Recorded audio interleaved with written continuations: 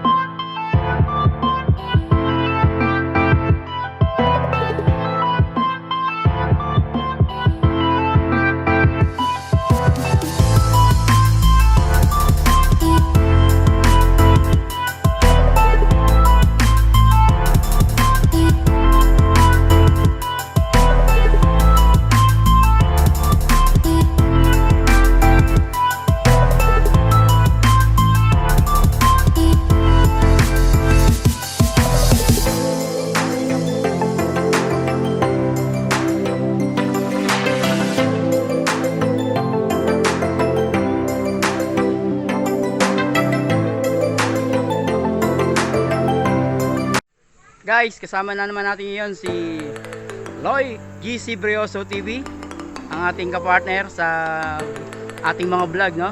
Yun. So, binuntahan namin guys ang site nito, hindi lang para ipakita sa inyo ang ganda, kundi nagbabawas din kami ng temperatura ng aming katawan. Okay. Stress reliever. Stress reliever guys, kumbaga sa ganun. So, kasama mo lahat sila brother Nestor nasa ayan, ayan, guys. Yan.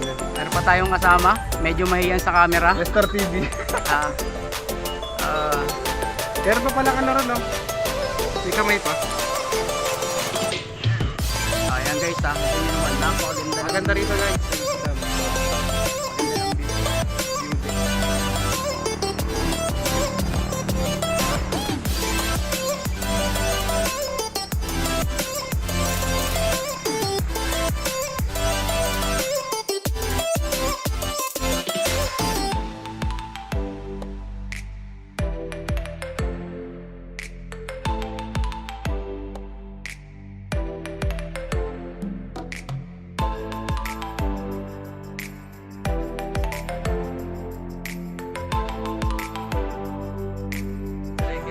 Ito guys, sa likod natin, makikita natin ang Ipo Dam.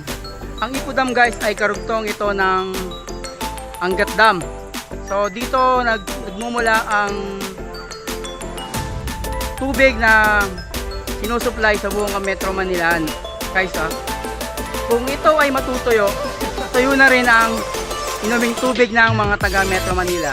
At sigurado guys, kapag natuyo ang tubig, tuyo na rin ang utak. Dito tayo ngayon sa Bitbit River, no? Sierra Madre Mountain Range. Mga nagsa-sightseeing. Tama natin ang ating mga turista. Oh, may sasakyan.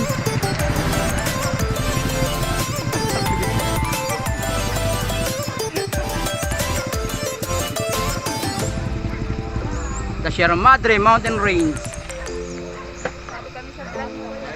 Joke lang. Ah, sige.